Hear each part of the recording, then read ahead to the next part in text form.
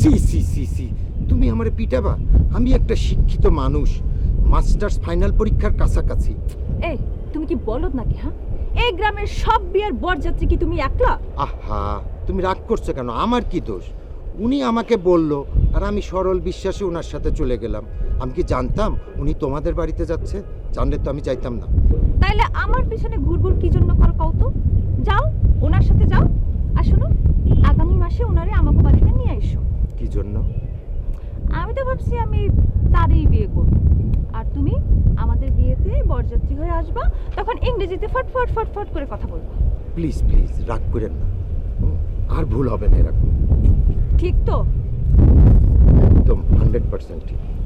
আর কোনোদিন এরকম ভুল যদি হয় না, তাহলে কিন্তু আমি নিজে নিজে হারাই যাব। আমার আর কোনোদিন খুঁজে পাবে না। আচ্ছা, আর হবে না। একটু হাসেন না।